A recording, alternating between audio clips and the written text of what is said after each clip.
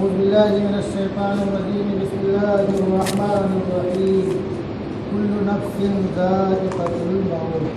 عن أبي هريرة رضي الله تعالى عنه قال قال رسول الله صلى الله عليه وسلم من شهد الجنازة حتى يصلى عليه فله قيراط ومن شهد حتى يدفن كان له قيراطان. قيل وما القيراطان؟ قال مثل الجبلين العظيمين. رواہ البخاری و مسلم.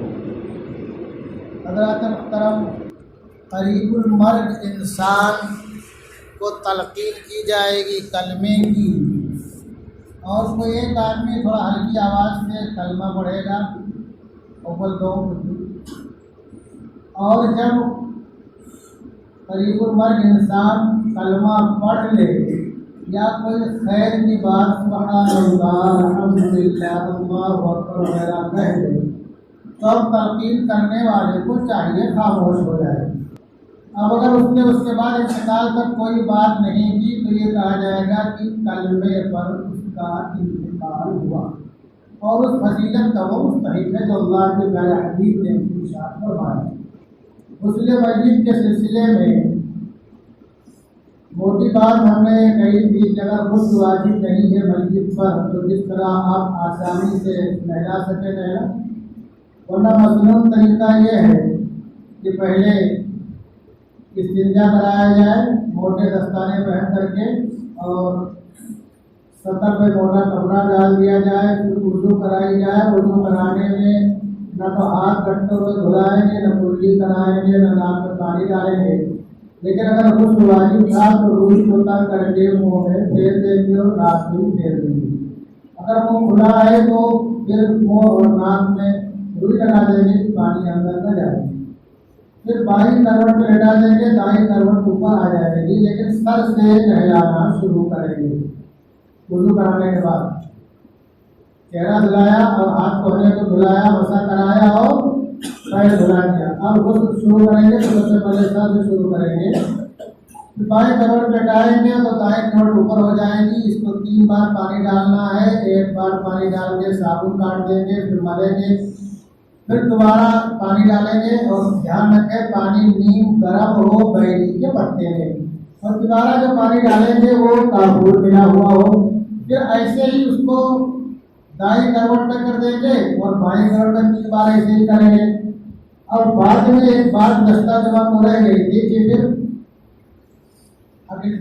تھوڑا سہارا دے کے باڈی کو اٹھائیں گے، اور اٹھانے کے بعد پیٹ میں تھوڑا سہارا دے کے دبائیں گے. کچھ لوگوں نے کہا جب استنجا کرانا ہے تبھی اٹھا کر کے سہارا دے کے دبایا جائے، لیکن جو فقہ کی کتابوں میں جو صحیح بات لکھی ہے وہ یہ ہے کہ جب غسل مکمل ہو جائے تو پھر سہارا دے کے اٹھانا، اس میں سہارا دینا اور پیٹ کو تھوڑا ملنا، ہلکا دبانا. بعد میں کرنے کی وجہ یہ ہے کہ جو نیم گرم پانی ہوتا ہے اس سے بدن کے اعضاء تھوڑا ڈھیلے ہو جاتے ہیں. تو اگر کچھ فضلہ وغیرہ پیشاب پاخانہ نکلنا ہوگا تو نکل جائے گا. اگر نکلتا ہے تو اس کو دھل دیں گے. دوبارہ وضو اور غسل کو دہرانے کی ضرورت نہیں ہے. بعض دفعہ پیٹ نہ سہلانے اور نہ دبانے کی وجہ سے کچھ معاملات ایسے آئے کہ جب میت کو کفن پہنا دیا گیا اور لوگ لے کے چلنے لگے، اور جب میت گری تو غلاظت باہر آ گئی. اس لیے اس عمل کو ضرور کریں. اور اس کے بعد کفن پہنانا ہے، ہمیں بتایا تھا سب سے پہلے چادر بچھائی جائے گی، اس کے اوپر ازار بچھائیں گے، پھر قمیص بچھائیں گے، اور قمیص کے بیچ میں گلا کٹا ہوتا ہے اس کو سرہانے رکھ دیں گے. میت میں لٹانے کے بعد وہ گلا جو کٹا تھا جو سرہانے اس طرح رکھا تھا اس کو پیر کی طرف سرکا دیں گے تو سر باہر آ جائے گا. اب جو ازار ہے اس کا بایاں پلہ لپیٹیں گے، پھر دایاں پلہ، بایاں پلہ اوپر رہے گا، دھیان رکھیں. اور اسی طریقے سے جو آخر میں چادر ہے اس کو لپیٹیں گے، اس کا بایاں پلہ پہلے کر دیں گے، بعد میں دایاں پلہ کر دیں گے. پھر 3 دھجی سے باندھ دیں گے، سر کے باہر باہر دھجی سے کس سے باندھیں گے، بیچ میں بھی جگہ باندھ دیں گے اور پیر کے باہر بھی جگہ باندھ دیں گے. اور جب انتقال ہوا اس وقت کیا کرنا ہے کہ ذہن میں رکھیے. سب سے پہلے آنکھیں بند کرنی ہے، جبڑے کو باندھ دینا ہے، اور دونوں پیروں کو سیدھا کر کے دونوں انگوٹھوں کو ملا کے باندھ دینا ہے. اور یہ جو ہاتھ ہے اس کو سیدھا پہلو میں بازو میں رکھ دینا ہے۔ ہم نے دیکھا کچھ لوگ ہاتھ کو سینے پر رکھ دیتے ہیں، یہ اچھا طریقہ نہیں ہے۔ اس تعلق سے بہت سے فقہا نے کہا کہ سینے پر جو ہے میت کا ہاتھ باندھنا اور رکھنا یہ غیروں کا طریقہ ہے۔ اور اگر باڈی کو کسی نے صحیح نہیں کیا اور آپ ہاتھ سینے پر رکھنا اور باندھنا چاہتے ہیں تو ہاتھ اکڑ گیا، اب آپ کو زبردستی کرنی پڑے گی۔ تو بہتر کیا ہے، انتقال کے بعد ہی ہاتھ سیدھا بازو پہلو میں سیدھا کر کے رکھ دیں، چھوڑ دیں، اور غسل کے بعد کفن بھی ایسے دیں گے، ہاتھ کو سینے پر یا پیٹ کے اوپر یا ناک کے اوپر یا اس کے نیچے موڑنے اور باندھنے کی ضرورت نہیں۔ اس میں میت کے لیے تکلیف و مشقت کی بات ہے۔ یہ تو غسل اور کفن ہو گیا مردوں کا۔ عورتوں کا بھی غسل وہی ہے جو مردوں کا ہے، جس طرح کیا جائے گا۔ پردے کا خاص اہتمام کریں گے۔ اگر عورت حیض اور نفاس یعنی اگر ایسی حالت میں نہیں تھی کہ اس پر غسل واجب ہو تو وہاں بھی کلی کرانا اور ناک میں کلی کرانا وغیرہ ضروری نہیں ہے، لیکن اگر غسل واجب تھا تو روئی بھگو کر کے منہ میں ڈال کے نکال لیں گے، اسے ناک میں ڈال کے نکال لیں گے، پھر جو ہے چہرہ دھل دیں گے، پھر اس کا ہاتھ دھونے سمیت دھلا دیں گے، سر کا مسح کرائیں گے، پھر دونوں پیروں کو دھل دیں گے، اب اس کا یہ وضو ہو گیا۔ لیکن اس سے پہلے اس کو بھی استنجا کرا لیں گے۔ پھر ایسے ہی اس کو داہنے کروٹ پہ اس کے 3 بار پانی ڈالیں گے، صابن کاٹیں گے، اور پھر آگے والا پانی جو ہے کافور ملا ہوا رہے گا۔ پھر داہنے کروٹ پہ کر کے پھر بائیں کروٹ پہ اسے پانی ڈالیں گے، آخر میں اس کا بھی پیٹ سہلائیں گے، تو نکلے گا اس کو دھو دیں گے، غسل اٹھانے کی ضرورت نہیں ہے۔ اب عورت کے جو کفن ہے وہ 5 ہے، یہ ذہن میں رکھیے، آپ کی جو کفن ہے 5 اور 3 یہ مسنون طریقہ ہے، بہتر ہے، افضل ہے۔ اگر کسی کے پاس کپڑے نہیں ہیں تو عورت کو 3 دے دیا کافی ہے، مرد کو ایک ہی میں لپیٹ دیا تو بھی کافی ہے۔ سید الشہداء رضی اللہ تعالی عنہ کہ جن کی شہادت پر اور جن کی مبارک لاش کو دیکھ کر کے جناب رسول اللہ صلی اللہ علیہ وسلم کی مبارک آنکھوں سے مبارک قطرے جو ٹپکنا شروع ہے تو بند نہیں دیتے۔ کچھ لوگ بولتے ہیں آپ گھی مار کر روئے، اتنی تکلیف آپ کو پہنچی۔ تو سید الشہداء جن کا لقب ہے جو حضور صلی اللہ علیہ وسلم کے سگے چچا ہیں اور حضور صلی اللہ علیہ وسلم کے ایک رشتے سے خلیرے بھائی بھی آتے ہیں، ان کا جو کفن تھا وہ چادر ایک ہی تھی اور چھوٹی پڑ رہی تھی، تو آپ نے فرمایا کہ ان کے قدموں پر گھاس ڈال دو۔ تو پتہ کیا چلا اگر نہیں ہے تو اس کے لیے بہت زیادہ پریشان ہونا، چندہ کرنا، لوگوں سے مانگنا یا کچھ بیچنا، جتنا میسر ہو ویسے آپ کر لیجیے۔ اور غسل اور کفن کے سلسلے میں یہ دھیان رکھیے، غسل دینے کے سلسلے میں اتر دکن یا پورا پچھم لٹائیں گے، پورا پچھم لٹائیں گے تو سر اونچا کر دیں گے تاکہ چہرہ قبلہ کی طرف ہے، اتر دکن لٹائیں گے تو قبلہ کی طرف چہرہ رہے گا ہی اول پہلا والا میں۔ لیکن اگر جگہ تنگ ہے تو آپ جیسا چاہو ویسا لٹا کر کے غسل دے دو۔ میں اس لیے کہہ رہا ہوں کہ ہمارے بہت سے بھائی ان باتوں کو لازمی سمجھتے ہیں، اور بعض دفعہ گھر چھوٹا ہے، جگہ نہیں ہے، تو دوسروں کے لیے سے جا کر کے بولتے ہیں اپنے آپ کو جو تمہارا گھر چھوٹا ہے، جس طرح کر سکو کر لو۔ عورت کا جو کفن ہے وہ 5 ہے، جو مسنون طریقہ ہے، وہ 5 کفن میں لفافہ، ازار اور قمیص تو وہی ہے جو مردوں کے تعلق سے کہا گیا۔ 2 چیزیں بڑھ جاتی ہیں، ایک ہے سینہ بند اور ایک ہے سر بند، جس کو اوڑھنی اور خمار کہتے ہیں۔ اب یہاں جو بچھائیں گے، بچھانے سے کپڑا کفن بچھا دو پھر پہنانے میں بہت آسانی ہوتی ہے۔ عورت میں سب سے پہلے چادر یعنی لفافہ بچھائیں گے، پھر سینہ بند بچھائیں گے، پھر ازار بچھائیں گے، پھر قمیص بچھائیں گے۔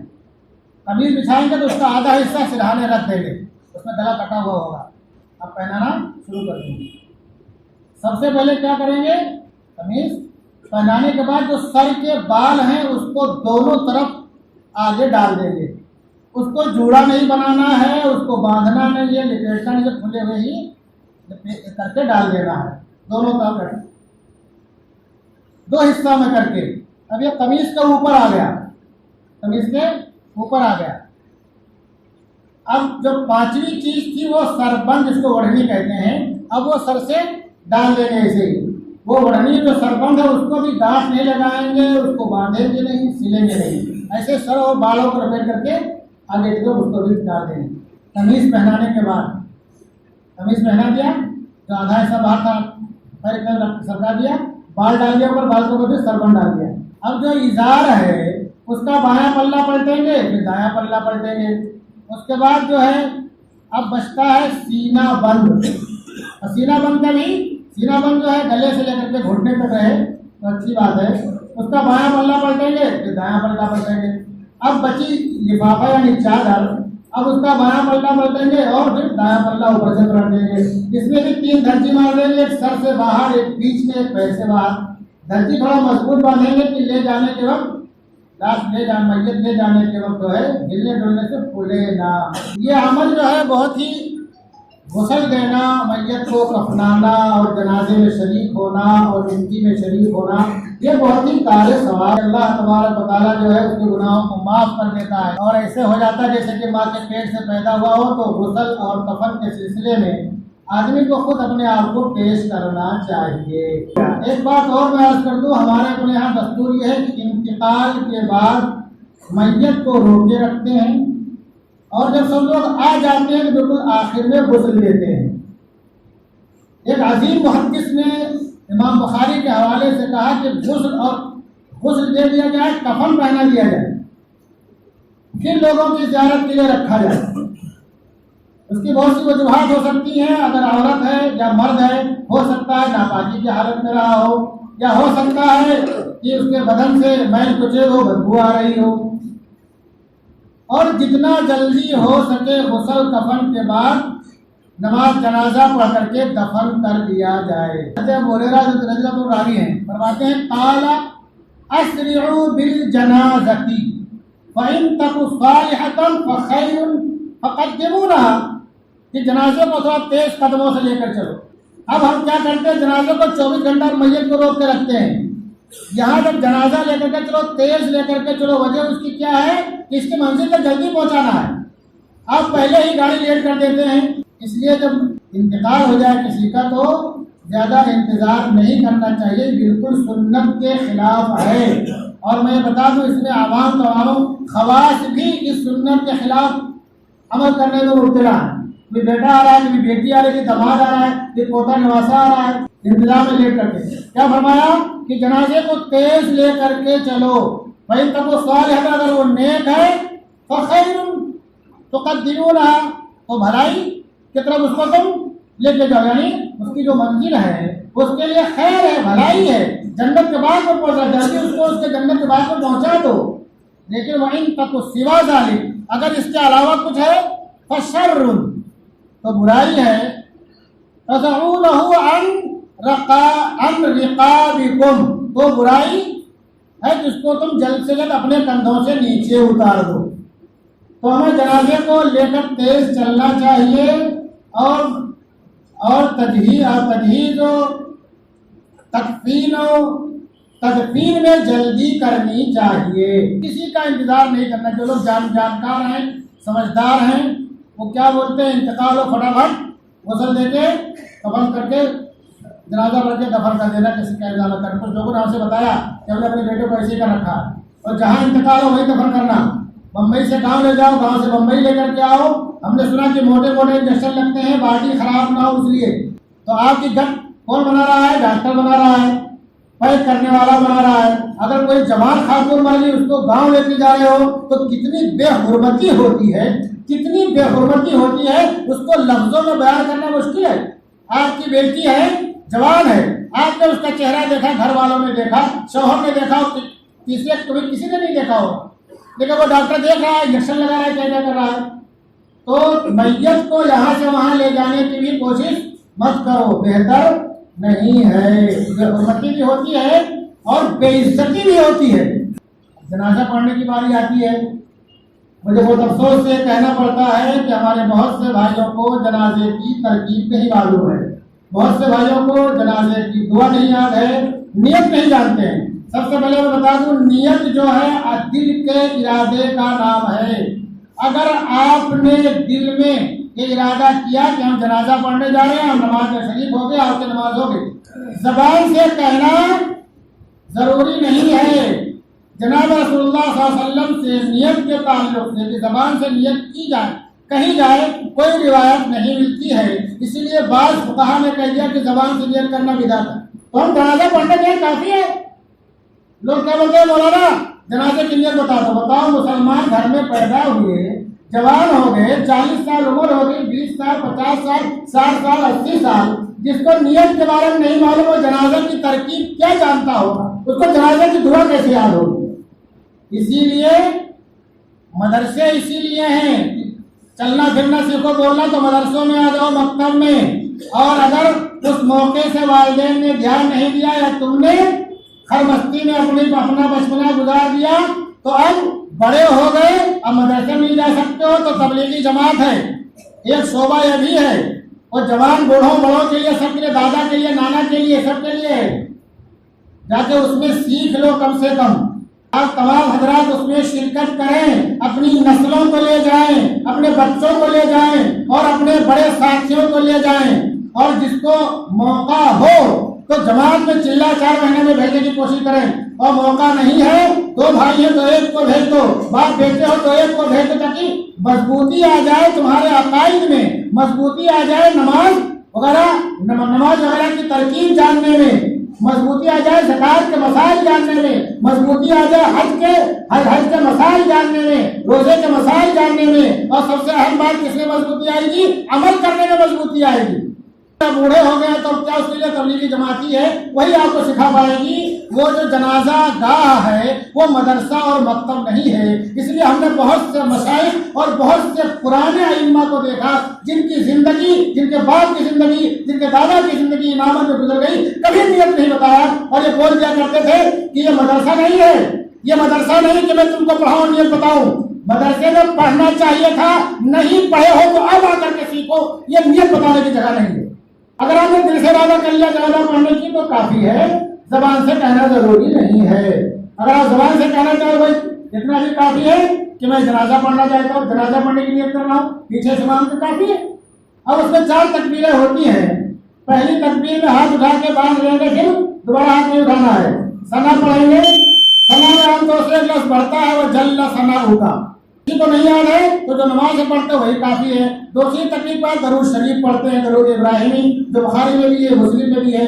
तीसरी तकबीर के बाद जनाजे की दुआ पढ़ते हैं। अब जनाजे की दुआ में कैसे आप हज़रात को याद कराऊं, याद कर लेना, नहीं याद होगा तो आकर के मौलाना, उलमा, इम्मा, मुअज्जिनीन से सीख लेना, या जमात में निकल जाना फौरन यहाँ से जाने के बाद। अगर नहीं जनाजे की दुआ नहीं याद है तो यहाँ से घर मत जाओ, सीधा तबलीगी जमात में चले जाओ, ताकि कम से कम तुमको जनाजे की दुआ तो याद हो जाए। तुम्हारा बाल मर जाए तो उसको जनाजा तो तुम पढ़ दो सही तरीके से, कम से कम।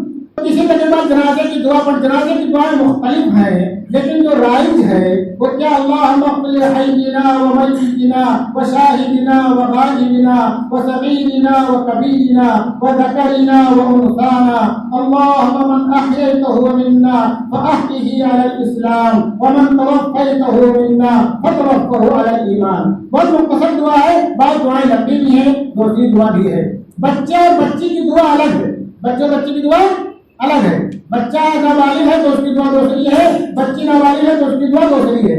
वक्त में के सवाल को याद करो बैठ करके में। अगर किसी को जनाजे की दुआ नहीं याद है तो क्या करेगा वो? हम लाखों रुपया खर्च कर देते हैं, बाद में करोड़ों रुपया, भाई MBBS MD बनने में करोड़ों रुपया खर्च होता है, कर ही लेते हैं, लेकिन अपने बच्चों को जो जरूरी है, जो हमारे मरने पर काम है, वो नहीं सिखाते। जनाजे की दुआ नहीं याद है तो बहुत मुख्तसर पढ़ना है, अल्लाहुम्मा अग़फिर लिल मुअमिनीना वल मुअमिनात पढ़ लो। अब ये भी नहीं आता है तो अब क्या किया जाए? तो अपनी ज़बान में जो पढ़ सको पढ़ लो, मग़फ़िरत के लिए क्या करोगे? फिर चौथी तकबीर के बाद सलाम फेर देना है। अब जनाजे की नमाज हो गई। जनाजा ले चलने की भी तरकीब है कुछ, कि जनाजे को जो कंधा दिया जाए, क्योंकि सर आगे होता है, तो जनाजे का दाहिना हिस्सा कंधा और आपका दाहिना कंधा, पहले उधर से लगाएंगे कंधा, फिर पीछे कुछ कदम चलते पीछे आ जाएंगे, फिर पीछे वाले में लगाएंगे, फिर आगे जाएंगे, मैयत का बायां कंधा और आपका बायां कंधा, फिर 10-20 कदम चलेंगे, फिर पीछे आएंगे, फिर पीछे पायों को पकड़ लेंगे, फिर 10-20 कदम चलेंगे अपने बाएं कंधे में रखेंगे। ये जनाजा को लेकर के चलने का जो बेहतर तरीका है। जनाजा लेकर के चलते हुए जो है कोई भी जिक्र अज़कार, जो बहुत लोग चिल्लाते हैं ना, कुछ आता ही कद उठाओ और कलमे शहादत, یہ سورہ انفال کی آیت نمبر 45 کی تفسیر میں علامہ ابن کثیر نے لکھا، غالباً بیہقی کا حوالہ دیا ہے کہ 3 مقام ایسے ہیں جہاں خاموش رہا جائے گا۔ ایک تو جہاد، میدان قتال، میدان جہاد، دوسرا قرآن کی تلاوت، اور تیسرے جنازہ لے چلنے کے وقت۔ آپ کو زور سے کچھ بھی نہیں پڑھنا ہے، زور سے کچھ بھی نہیں پڑھنا ہے۔ اگر آپ کچھ پڑھنا چاہتے تو دل میں اس میت کی ترقی درجات کے لیے، مغفرت کے لیے دعا کرو۔ لیکن ہم بہت چلاتے ہیں۔ میں نے دیکھا ہے جب محمد رسول میں گیا تھا تو انتقال کا جنازہ جا رہا تھا تو مسجد جو صدر صاحب جو بھی آ جا کے تھے جنازے کے، اور سب لوگ آگے چل رہے تھے، کیا بولتے تھے؟ حسبی ربی جل اللہ ما فی قلبی غیر اللہ۔